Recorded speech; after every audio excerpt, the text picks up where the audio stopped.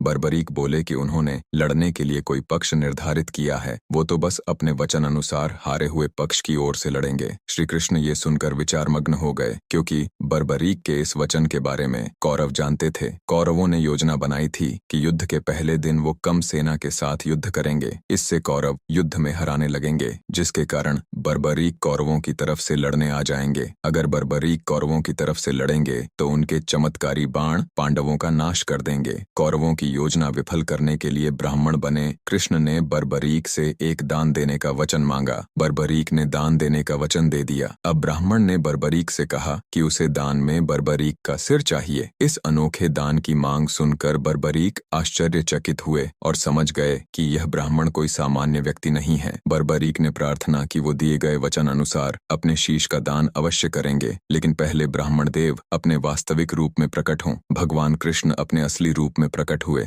बर्बरीक बोले कि हे देव, मैं अपना शीश देने के लिए वचनबद्ध हूँ, लेकिन मेरी युद्ध अपनी आंखों से देखने की इच्छा है। श्री कृष्ण बर्बरीक ने बर्बरीक की वचनबद्धता से प्रसन्न होकर उसकी इच्छा पूरी करने का आशीर्वाद दिया। बर्बरीक ने अपना शीश काटकर कृष्ण को दे दिया। श्री कृष्ण ने बर्बरीक के सिर को 14 देवियों के द्वारा अमृत से सींचकर युद्ध भूमि के पास एक पहाड़ी पर स्थित कर दिया, जहां से बर्बरीक युद्ध का दृश्य देख सकें। इसके पश्चात कृष्ण ने बर्बरीक के धड़ का शास्त्रोक्त विधि से अंतिम संस्कार कर दिया। महाभारत का महान युद्ध समाप्त हुआ और पांडव विजयी हुए। विजय के बाद पांडवों में यह बहस होने लगी कि इस विजय का श्रेय किस योद्धा को जाता है। श्री कृष्ण ने कहा, चूंकि बर्बरीक इस युद्ध के साक्षी रहे हैं, अतः इस प्रश्न का उत्तर उन्हीं से जानना चाहिए। तब परमवीर बर्बरीक ने कहा कि इस युद्ध की विजय का श्रेय एकमात्र श्री कृष्ण को जाता है, क्योंकि यह सब कुछ श्री कृष्ण की उत्कृष्ट युद्ध नीति के कारण ही संभव हुआ। विजय के पीछे सब कुछ श्री कृष्ण की ही माया थी। बर्बरीक के इस सत्य वचन से देवताओं ने बर्बरीक पर पुष्पों की वर्षा की और उनके गुणगान गाने लगे। श्री कृष्ण वीर बर्बरीक की महानता से अति प्रसन्न हुए और उन्होंने कहा, हे वीर बर्बरीक, आप महान हैं। मेरे आशीर्वाद स्वरूप आज से आप मेरे नाम श्याम से प्रसिद्ध होोगे। कलयुग में आप कृष्ण अवतार रूप में पूजे जाएंगे और अपने भक्तों के मनोरथ पूर्ण करेंगे। भगवान श्री कृष्ण का वचन सिद्ध हुआ और आज हम देखते भी हैं कि भगवान श्री खाटू श्याम बाबा जी अपने भक्तों पर निरंतर अपनी कृपा बनाए रखते हैं। बाबा श्याम अपने वचन अनुसार हारे का सहारा बनते हैं। इसीलिए जो सारी दुनिया से हारा सताया गया होता है, वो भी अगर सच्चे मन से बाबा श्याम के नामों का सच्चे मन से नाम ले और स्मरण करे तो उसका कल्याण अवश्य ही होता है। श्री खाटू श्याम बाबा की महिमा अपरंपार है। सश्रद्धा विनती है कि बाबा श्याम इसी प्रकार अपने भक्तों पर अपनी कृपा बनाए रखें।